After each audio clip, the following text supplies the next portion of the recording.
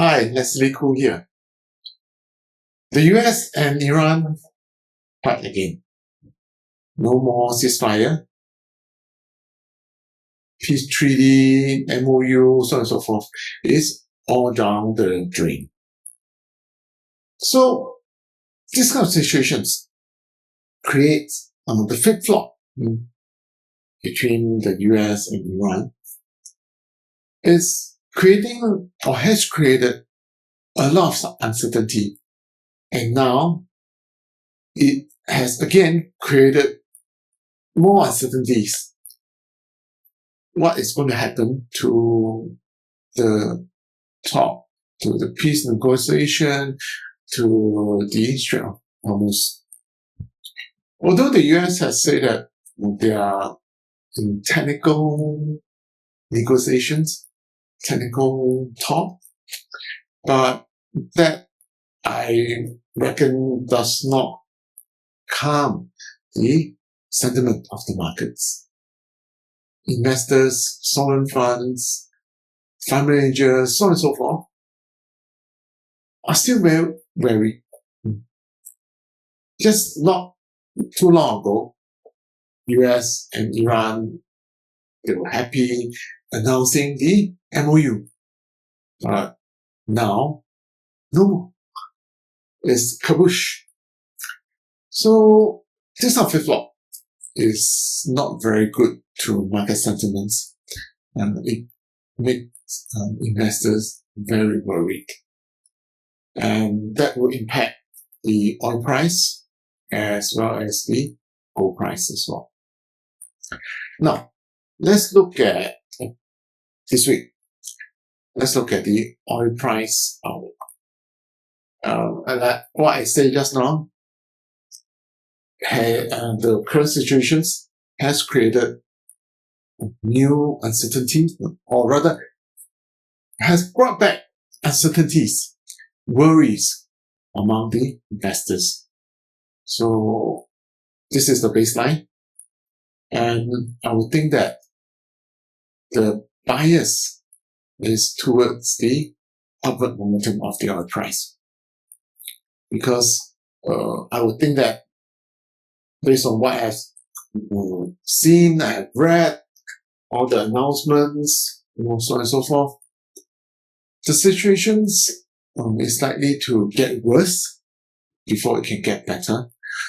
As we all know, the US is not likely to give in without getting anything first from Iran. Even if it got what it needs from Iran, that doesn't mean that the US will give what Iran demands.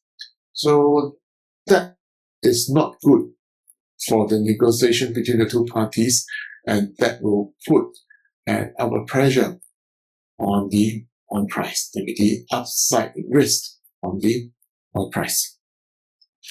Now, let's look at the gold price. As you know, when the oil price is on the, is exposed to the upward momentum on the prices, the oil prices, that will create a need to hold more US dollars, because if per barrel oil price goes up, you need more US dollars to buy. So, and one way to get hold of US dollars is to liquidate gold as well as other assets that are priced in US dollars. Now, this is the baseline, and I will see that the how should I put it? There is a higher probability of the gold price heading lower this week compared to the lower probability of the gold price heading higher.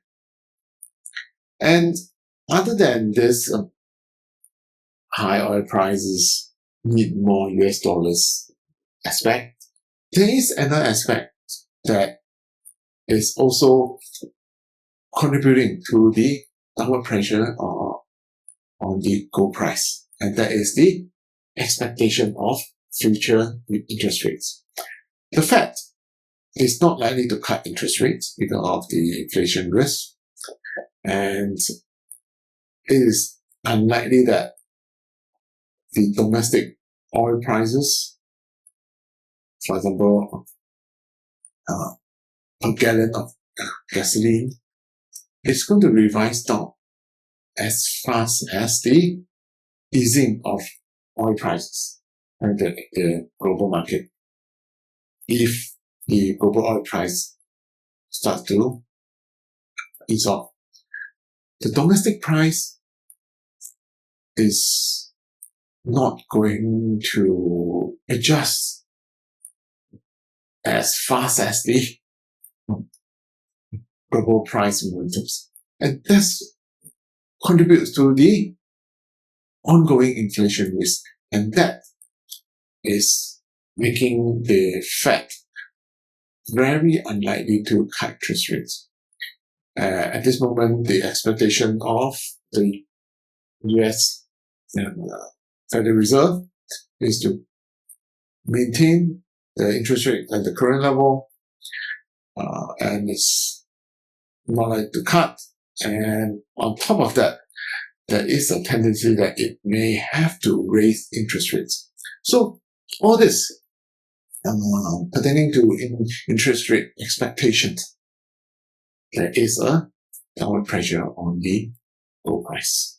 Because if interest rate continue to stay high, there's more reasons not to hold gold, but to hold US dollar assets, because US dollar assets generates interest, while holding gold does not generate interest. You gain from holding gold through the rise in gold prices. So that is my outlook for the oil price and the gold price for this week. Thank you for watching. See you in the next one. Cheers.